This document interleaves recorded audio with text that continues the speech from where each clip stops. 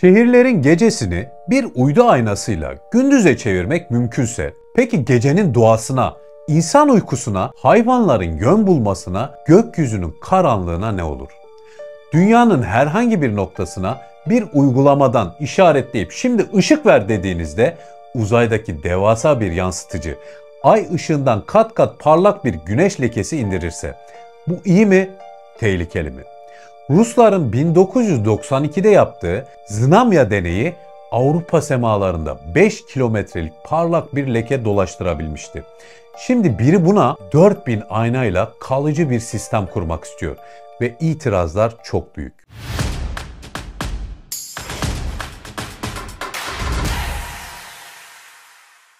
Merhaba, ben Hüseyin Kızıloğlu, burası Hızlı Şarj. Bugün uzaydan güneş ışığını gece yansıtma fikrini, yani Reflect Orbital projesini tüm yönleriyle konuşacağız. Sadece fikri değil, mühendisliğini, enerji matematiğini, ekolojik kırılganlıkları ve şehirlerimize olası etkisini sade, net, akıcı bir dille. Videonun sonunda bu olur mu, olmalı mı, olursa nasıl olmalı sorularına kendi aklımızda bir cevap vereceğiz. Eğer bu anlatımı seviyorsanız abone olmanız, beğenmeniz ve yorumlarda fikrinizi yazmanız kanalın büyümesine çok değer katıyor. Bildirimleri açarsanız da yeni videolara ilk siz bakarsınız. Başlayalım. Önce fikri bir cümleyle yerden tavana çizelim. Bir startup düşük dünya yörüngesine binlerce ultra hafif ayna göndereyim diyor. Bu aynalar güneşten gelen ışığı dünyanın o an gece olan bölgelerine yönlendirip ay ışığından birkaç kat parlak bir aydınlık yaratacak. Hedef tarımda gece fotosentez desteği, afet bölgelerinde acil aydınlatma, şehirlerde sokak ışıklarına alternatif ve en önemlisi güneş santrallerine alacakaranlıkta ilave üretim penceresi açmak. Şirketin sitesindeki söylem net: güneşi yakalayıp geceden gündüze taşımak. Gelelim Reflect Orbital'ın vaatlerine. Aktarılan plana göre ilk test uydusu Earendel-1 2026'da, tam sistem ise 2030'a kadar 4000 ayna gibi iddialı bir sayıya yükselebilir. Yansıtıcıların 50 metre sınıfında açılır membranlarının olacağı, bir lekeyi yerde 2-5 kilometre çapta gezdirebildiği ve en parlak anında dolunaydan 4 kat daha aydınlık oluşturabileceği ifade ediliyor. Bu 4 kat kulağa çok parlak gelse de şehir aydınlatmasının yerine geçecek düzeyde homojen bir lüks sağlamak optik geometri nedeniyle her zaman kolay değil.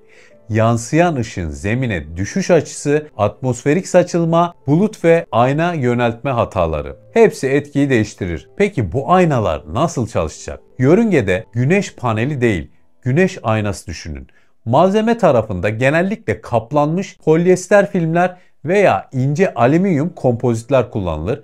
Çünkü amaç kütleyi gramlarla ifade edilen membranlarla maksimum yansıtıcılık ve minimum bükülme ile sağlamak. Yörüngede hassas yönlendirme için tepkisel tekerlekler, güneş sensörleri, yıldız izleyiciler ve ivme ölçerlerin birlikte çalıştığı bir yönelim kontrol sistemi gerekir. Neden bu kadar hassas? Çünkü yerdeki 5 kilometrelik lekeyi 500 kilometre yukarıdan tutturmak, lazer pointer ile kilometrelerce ötede bir bozuk para isabeti aramak gibidir.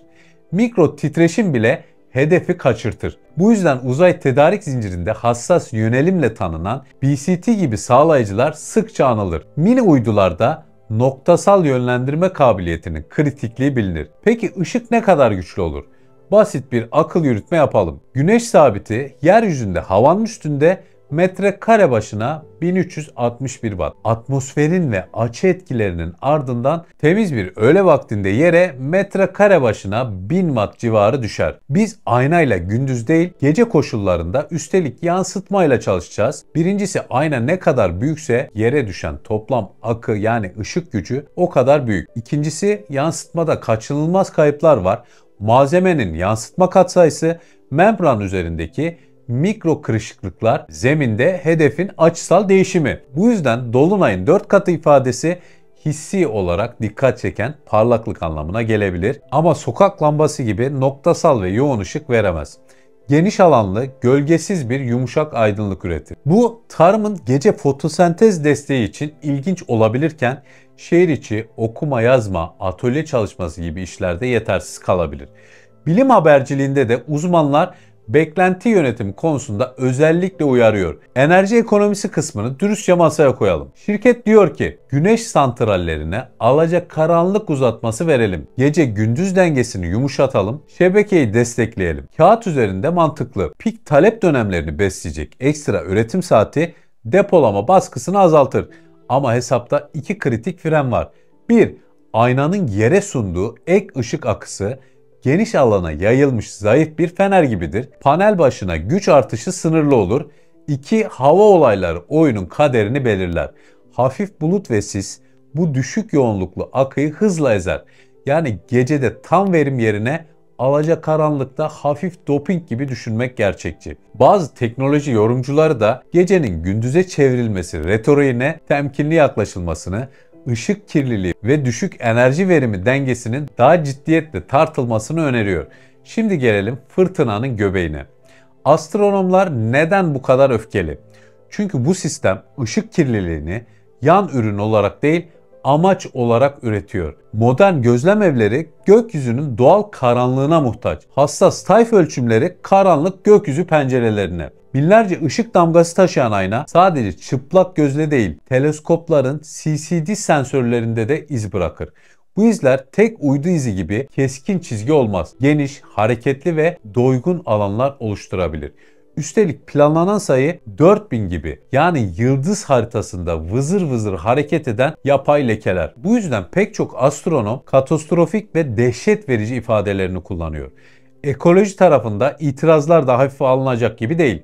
Kuşların göç rotaları, böceklerin yön bulma davranışı, deniz kaplumbağalarının yavru çıkışında ışığa yönelimi. Tüm bunlar gece gündüz ve gök kubbe referanslarıyla evrimleşmiş. Gece ortasında hareketli bir gün yamaması bu dengeyi bozabilir. İnsan sağlığı cephesinde melatonin salgısı, uyku kalitesi, gece vardiyası çalışanlarında kronobiyoloji. Hepsi doğal karanlık ile bağlantılı. Kısa süreli afet aydınlatması için fayda risk dengesi tartışılabilir. Ama bir kentin üzerine her akşam ek gün ışığı dökmek sonuçları çok katmanlı bir deney demek. Bilim dünyasından gelen eleştiriler tam da bu yüzden yüksek tonda. Peki şirket bu itirazlara ne diyor? Kontrollü olacağız. Kullanmadığımızda aynayı dünyadan çeviririz, etkiyi minimize ederiz. Bu iddia teknik olarak mümkün. Çünkü ayna yönünü küçük momentum tekerlekleriyle saniyeler içinde değiştirebilir. Ama minimize ederiz demek kural koymakla aynı değil.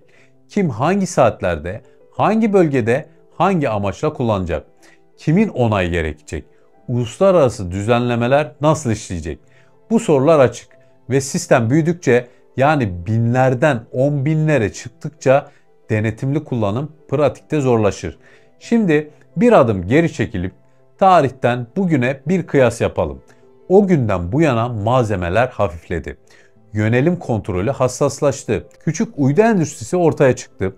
Ama gökyüzü de aynı ölçüde kalabalıklaştı. Starlink, OneWeb derken uzay trafik yönetimi bambaşka bir problem oldu. Yani evet, bugün bir startup'ın 50 metrelik membranı açıp hedefe tutturma şansı 1990'lara göre daha yüksek. Fakat bugünün zorluğu artık açmak ve tutturmak değil, gezegen ölçeğinde sorumlu şekilde yönetmek. Bu fark kırılma anı. Tekniğin içine biraz daha dalalım. Bir ayna zeminde niye homojen aydınlık vermez?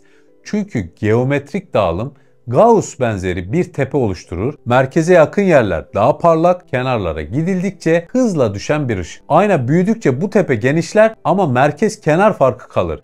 Ayrıca yer hedefi sabit dursa bile ayna ve dünya sürekli hareket halinde. Bu yüzden lekeyi fark etmek için aynanın yörünge düzlemi, dünyanın dönüşü ve güneşin konumuna göre dakikalık mikro düzeltmeler şart. Mikro düzeltmeler enerji harcar. Bu da uydunun güneş paneli, güç bütçesiyle momentum tekerlekleri ısınması gibi termal sorunlar doğurur. Bu mühendislik tarafı yapılmaz değil ama ölçek büyüdükçe istasyon tutma ve termal yönetim zincirleme zorlaşır. Bir de güvenlik boyutu var. Hareketli parlak bir lekenin hava trafiğiyle etkileşimi, kokpit parlaması riski, uydu camlarının yansımasıyla planör uçuşları, drone operasyonları. Her ne kadar hava sahası eşgüdüm yapılır denilse de binlerce aynanın farklı ülkelerin hava uzay sahasıyla eş zamanlı koordinasyonu kolay bir koordinasyon problemi değil. Gelelim asıl enerji soru işaretine. Geceleri güneş santralini çalıştırmak için aynadan gelen düşük yoğunluklu ışığı mı yoksa yerde kurulu batarya depolamayı mı tercih edersiniz? Bugünün fiyatlarıyla LFP depolama kilowatt saat başına dolar bazında hızla ucuzlarken uzay aynasının CAPEX artı OPEX artı regülasyon maliyetleri belirsiz. Üstelik gece üretiminde panel verimi düşer. Çünkü panel optimum akı ve açı için tasarlanmıştır. Bu yüzden birçok analist alacakaranlık uzatması olabilir ama gece üretimi sahiden ekonomik mi şüpheli çizgisinde. Şirket cephesi ise talep artıyor, veri merkezleri büyüyor, güneşin geceye taşınması stratejik diyor. Doğru, talep büyüyor ama burada karar verici olan şey kilowatt saat başına toplam sahip olma maliyeti ve dışsal maliyettir. Peki hiç mi faydası yok? Var. Afet anlarında geçici aydınlatma olarak uzaktan yakıt gerektirmeyen bir leke gönderebilmek kıymetli. Elektrik şebekesi çökmüş bir bölgede arama kurtarma için geniş, gölgesiz bir ışık jeneratör kurulumuna köprü olabilir. Tarımda seçili uygulamalarda örneğin çiçeklenme tetiklemesi veya hasat pencerelerini kaydırmak için düşük ama homojen bir aydınlık işe yarayabilir. Ama fayda uyarı dengesi her akşam her yerde kullanım yerine hedefli ve sınırlı kullanımda mantık kazanır. Bu teknolojiye hayır değil, nerede, ne zaman, ne kadar ve kimin izniyle sorularını öne alır. Burada çok kritik bir sosyoteknik soru var. Kim karar verecek? Bir özel girişim ışığı satma hakkını hangi hukuki şemsiye altında alıyor? Ülke üstüne ışık düşürmek hava sahası mı, uzay sahası mı, çevre mevzuatı mı? Şirket rezervasyon uygulaması tanıtımlarını yaptı. Işık talep et gibi bir dille erken ilgi topladı. Ama bu müşteri istedi, verdik kadar basit değil. Bu konuda net uluslararası standart ve şeffaf bir etki değerlendirmesi olmadan önce at gitsin sonra bakarız yaklaşımı sosyal çatışma öğretir. Teknolojide toplumsal lisans kazanmak mühendislik kadar önemlidir. Hadi çok sevdiğim bir düşünce deneyini yapalım. Diyelim büyük bir ayna yere dolunayı belirgin biçimde aşan parlaklıkta birkaç kilometrelik bir aydınlık daire düşürüyor. Bu daire 10 dakikada bir mahalleden diğerine kaydırılıyor. Çünkü yörünge geometriyi bunu dayatıyor. Siz bu sırada çocuğunuzu uyutmaya çalışıyorsunuz. Perdeniz kalın değilse odada garip bir alacakaranlık beliriyor. İşte kamu yararının tanımı burada zorlaşıyor. Ayna teknolojisi ilginç. Ama gökyüzünün ortak miras olduğu gerçeğini es geçersek en iyi mühendislik bile toplumsal bağlamda başarısız sayılır. Bu yüzden ben hedefli kullanımı açık, şehir ölçeğinde ise sıkı regülasyonlu bir yaklaşımı savunurum. Bir de yan tesirler defteri açalım. Binlerce ayna, binlerce yörünge hattı demek, çarpışma ihtimali ve uzay çöpü riski artar. Her kayıp parça diğer uydular için tehdit. Kessler sendromu diye bildiğimiz zincirleme çarpışma kabusu olmaz değil, yönetilmesi gereken bir olasılık. Yörüngede membran yırtılması, kısmi açılma, kilitlenme. Hepsi parlak ama kontrolsüz yüzeyler yaratır. Bir de yer istasyonları tarafında lisanslama, frekans, operasyon güvenliği. Kısacası mesele ayna yap gönder değil. Gönder ve yıllarca emniyetle işlet. Bilim insanlarının sert eleştirilerinin bir kısmı da bu operasyonel gerçeklerden besleniyor. Şirketin iş modeline dair bir parantez. 2024 sonrasında güneşi gecede satma fikri medyada hızla görünür oldu. Yatırım haberleri, uygulama demoları, ışık talep et formları. Talep var. Çünkü enerji dönüşümü çağında her esneklik fikri yatırımcıda yankı buluyor. Fakat teknoloji kamu alanına uzandığında örneğin gökyüzüne sadece yatırımcı iştahı belirleyici olamaz. Astronomların ve çevre bilimcilerin itirazları teknofobi değil, kamu malı hassasiyetidir. Peki şimdi mühendislik tarafında olsa nasıl olmalı? Taslak bir çerçeve çizelim. 1. Coğrafi zon sınırlaması. Hassas astronomi pencerelerinde tam karanlık koridorları, 2. Zaman penceresi, migrasyon mevsimleri ve yerel biyolojik ritimlerle çakışmayan saatler, 3. Aydınlık eşiği, lüks sınırları ve süresi, 4. Denetim kamusal API üzerinden şeffaf, açık, günlük ve otomatik kesici mekanizması, 5. Sorumluluk haritası, kim kapatır, kim açar sorusunun netliği, 6. Etki ölçümü, yerleşik sensör ağlarıyla gerçek zamanlı ışık kirliliği haritaları. Bunlar yoksa Ben dönüp çeviririm demek iyi niyet beyanı olmaktan ileri gidemez. Bir küçük yanlış anlaşılmayı da temizleyelim. Ayna vururuz gündüz gibi olur. Hayır, bu ışık hiçbir zaman öğlen güneşi gibi keskin gölge üretmez. Daha çok büyük, yumuşak bir stüdyo ışığı düşünün. Gölge yok denecek kadar az, kontrast düşük. Bu fotoğrafçılık için harika olabilir. Ama yol işaretleri, yazı okumak, ince işçilik gibi işlerde beklediğiniz netlik her zaman gelmeyebilir. O yüzden şehir aydınlatmasının yerine geçer iddiası ancak çok yoğun ve pahalı bir odaklanma, çoklu ayna senkronizasyonu ile yaklaşabilir. Bu da sistemi daha da karmaşık ve riskli yapar. Gelin bir de kamu psikolojisine bakalım. Gökyüzü insanlığın ortak duygusal alanı. Bir yaz akşamı başımızı kaldırıp Samanyolu'nu görmek. Bu parayla ölçülmez. Geceyi geceden çalmak bireysel değil kolektif bir karardır. Uzay aynası güçlü.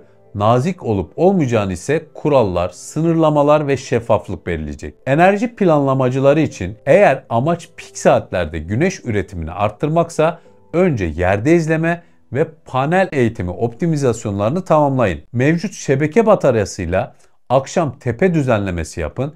Bu kilowatt saat başına en öngörülebilir maliyet avantajını verir. Uzay aynası gibi deneysel çözümleri afet senaryosu ve tarımsal pilotlar gibi sınırlı kullanım çerçevesinde değerlendirin. Şehircilik için karanlık gökyüzü koruma planlarını en baştan şart koşun. 2. Gece ekosistemlerini haritalayın. Göç koridorlarını, üreme alanlarını dokunulmaz zon yapın. 3. Aydınlatma eşiklerini bilimsel kurumlarla birlikte belirleyin. Astronomi topluluğu için gerçek zamanlı uydu aydınlık izlemesi, 2. Yasal karşı görüş mekanizmaları, 3. Uzay ajansları ile bağlayıcı protokoller. Kısaca olur mu sorusuna benim cevabım teorik olarak evet, pratikte çok sınırlı ve çok kontrollü olursa. Neden? Çünkü sistemin marjinal faydası belirli niş alanlarda yüksek ama marjinal zararı geniş ölçekte birikmeli. Uzay aynaları felaket anında hayat kurtaracak bir ışık olabilir. Her akşamüstü şehrin üstünde gezinen parlak bir reklam panosu olmamalı. Son olarak bir yanlış algıyı daha düzeltelim. Bu fikir yeni. Hayır, Hermann Oberth 1920'lerden beri teorik çerçeveyi çizmişti. 80'lerde farklı ekipler yeniden ısıttı. 90'larda Rusya denedi. 2010'larda literatür, sürdürülebilirlik ve maliyetler üzerinde kapsamlı eleştiriler yazdı. Yani yeni olan pazarlama ve ölçek, eski olan fizik. Toparlıyorum. Reflect Orbital parlak bir fikir. Kelimenin tam anlamıyla parlak. Ama parlaklık tek başına iyi demek değil. Gecenin hakkını vermek, bilimin hakkını vermek, gökyüzünün hakkını vermek zorundayız. Eğer bir gün bu teknoloji hayatımıza girecekse afet ve tarımsal pilotlarla sıkı çevresel eşikler ve astronomik koridorlarıyla şeffaf ve uluslararası denetimle girmeli. Ben Hüseyin Kızıloğlu, burası Hızlı Şarj. Bu videoyu buraya kadar izlediyseniz siz zaten merakın peşinden giden, sorunun kökünü arayan insanlardansınız. Aşağıya düşüncelerinizi yazın. Sizce bu teknoloji nerede, nasıl, ne kadar kullanılmalı? Afet aydınlatmasına evet mi, şehirlere hayır mı? Yorumlarda akıllı bir tartışma başlatalım.